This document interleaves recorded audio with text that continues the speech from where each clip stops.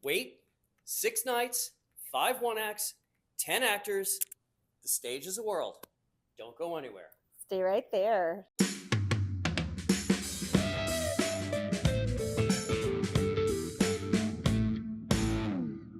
Hi, and welcome to the ArtsFam podcast. The only show of its kind that spotlights the arts and entertainment scene in Southern Maryland. We're your hosts, Lindsey, Pommerenck, and James LePore. I didn't check my name tag. Yeah, I guess she's right. Yeah. And every episode, we bring you an engaging interview with a local artist or entertainer, or in this episode's case, a group of artists and entertainers that's a part of something that you can enjoy this coming week right here in Southern Maryland. Because, as you're always saying, James, There is more to do here than you have time to do. And Lindsey and I prove that with every episode. I know that's right. Speaking of, let's get to this interview. Where are we, James? We are at the Black Box Theater in Indian Head, Maryland, where Opening Night Productions is beginning their new production, The Stage is a World. And these are the actors involved. Each one of these 5 one-acts is written and directed by our friend Rick Thompson. Why don't we have the actors all introduce themselves? Kara? Oh. Hi, I'm Kara Brzezowski. I play Candace in the green room. My name is Rose Jimenez. I play Barbara Carson, and I play Estelle. Hi, I'm Joseph Walker. I am playing Sam Dale, the talent agent in Beauty, and Mark, the director in Green Room. My name is Aaliyah Roach, and I substitute in for Taylor in Beauty and Roberta Polk in Green Room. Hi, I'm Justin McCray. I'm the helpless director, Harold Abbott, and I am also art in the Green Room. Hello, my name is Sarah Espinoza, and I play Colleen Pine in Green Room. My name's Robert Sebo, and I'm Dan in Requiem, and I play the leading man in Green Room. And my name is Monica Jones. I play the actor in I'm Telling You. I play Michael Phillips in Beauty. I also play Winnie in Requiem and Cindy in Green Room. Okay, so I was trying to count this all up as you guys were going down the line.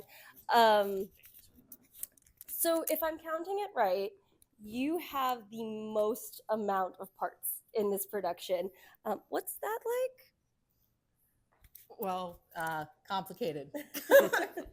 Because they're 4 completely different characters doing 4 completely different attitudes. Yeah, no, we were actually talking about that during intermission, how different each of your characters is. You start with like Ms. Narcissist herself, this little diva, and then you have the no nonsense woman by the end who's just like, what is this ridiculousness? And then everything in between. So what was that like for auditions?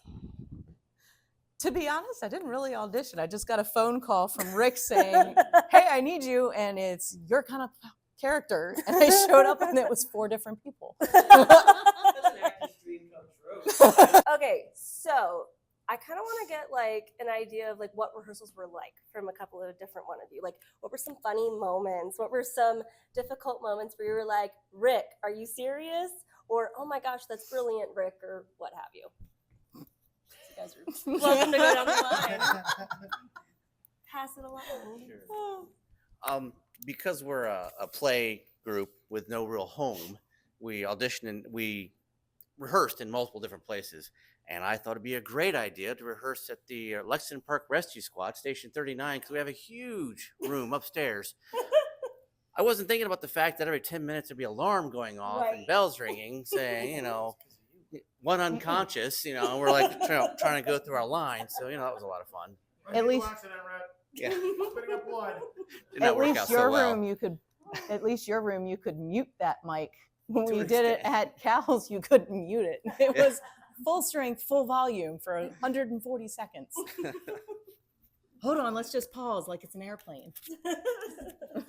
You know, I want to mention too that we have just watched the dress rehearsal. So all these people have stayed very late into the evening here after performing. So we want to thank everybody for sticking with us. We are actually missing 3 of the actors, Linda Hjortdahl, David Thomas, and Joni McWright, and we wish that they could have been here for this interview with us, but everybody's got lives that sometimes start very early in the morning. So what I'd like to do is this 5 one-acts. So I nominate one person from each one act just to give us a little 2-sentence synopsis of what it's all about. So why don't we start with Justin with the Helpless Director Zone. Well, the way the Helpless Director works is he's a new director who's moved into a new town. He's formed this entirely new group, so it's all new to everybody. And the opening night scene is his actual thoughts as he watches from behind the audience. And that becomes the actual show. Him acting out his thoughts. It is very clever, too. It's almost like doing an entire one act in mime. Since you're not actually speaking, you are just reacting to everything much a mime, yes. that is in the voiceover. It's absolutely amazing. The second one act is called And I'm Telling You I'm Not Really Going. And that is Robert, Linda, and Monica, who are going to impose upon to come up with a little short synopsis for everybody. Well, that one is about an actor and a director who are at a restaurant having a conversation about how horrible the actor actually is and how you're going to get her out of the show when she doesn't want to leave. Ooh, intrigue. I like it. Then we have The Beauty of Natural Love, and I'm going to ask Rose if she would just give us a little synopsis of that, please. Okay, so Beauty of Natural Love, which you can also learn about with looking at the cards, is, and as we note here, an overacting comedy actress. She wants to be a serious, dramatic actress. And her agent here is trying to get her into the show and is having a little bit of a challenge in convincing her that it's really something that she wants to do. Gotcha. Lindsey, then we have intermission. Yes. So Sarah, Yes. tell us all about intermission. No, I'm kidding. Intermission is my favorite part. It's the easiest by far. Then after intermission, we come back for 2 more. The first of which is Requiem. I'd like Robert to tell us a little bit about Requiem. Requiem is about 3 veteran actors who come together to say a final goodbye to a theater that's about to be auctioned off, which they've spent a lot of time doing shows in, and having memories going back to all the shows that they did in that theater.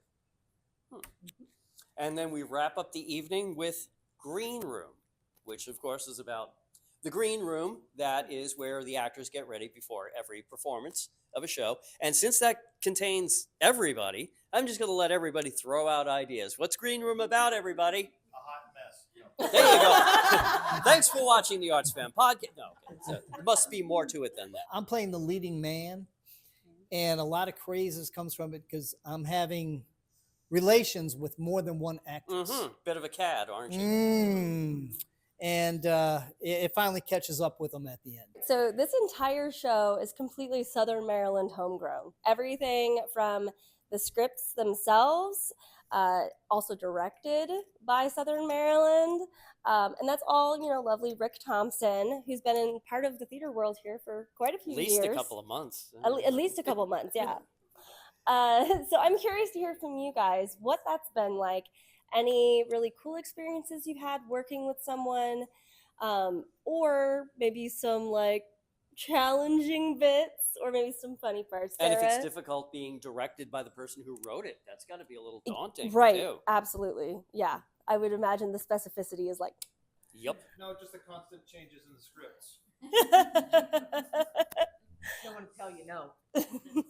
True. Yeah. Wow. All right. So Sarah.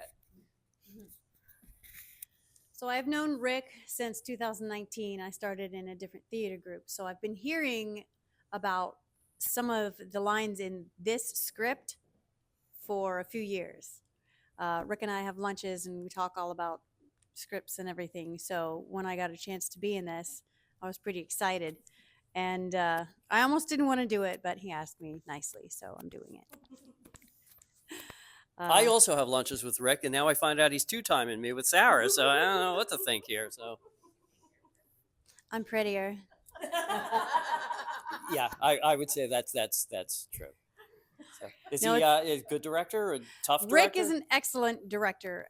He's a lot of fun. He kind of lets us do a little bit of freestyling, not a lot.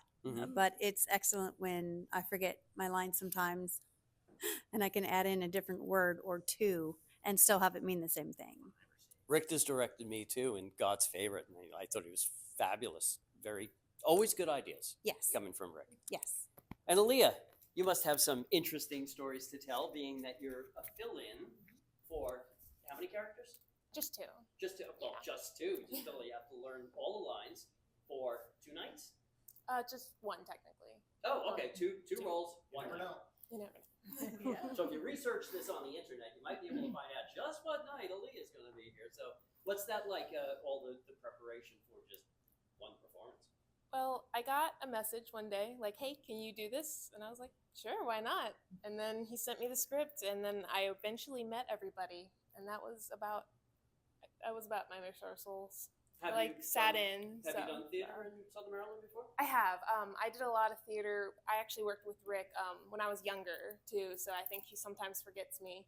But I was like 7 or something like that. Really? Okay. Yeah, I've done a lot of shows with him. But what show was that? I've done Christmas Carol with him. He was At Jacob Twin Beach. Marling. Yes. Okay. Yeah. You look familiar. Only Yeah. 7. I was in Twin Beach Players a lot, and this is my branch out. Yes. Gotcha. Well, I mean, whole new theater group, and again, remember, anything you see from opening night productions is unproduced prior to this. This is all brand new shows from playwrights such as Rick Thompson. So really opens up a whole world for writers and performers too. All right, so shoot us those details for tickets, show dates, all those lovely things. I can do that. The show runs from October 25th to November 3rd. That's Friday night at 8, Saturday night at 8, and Sunday matinee at 3. You can get tickets if you go to IndianHeadBlackBox.com. Easy to remember. And if you want to learn about the group itself, it is openingnightproductions.org, not .com, org. Got it. And you'll find out all about ticket information and things like that. And you're going to want to catch one of these performances before they're gone. Yeah, because it's not like you can go and say, "Oh, I'll see a production of that when they do it in DC or when they do it in Baltimore." Like, it's Southern Maryland. All right. Well, thank you so much, everyone, again, for staying late with us. I know it's almost like 12 a.m. It feels like. This was so much fun. It was wonderful. We truly enjoyed getting to spend this awesome evening of theater with y'all.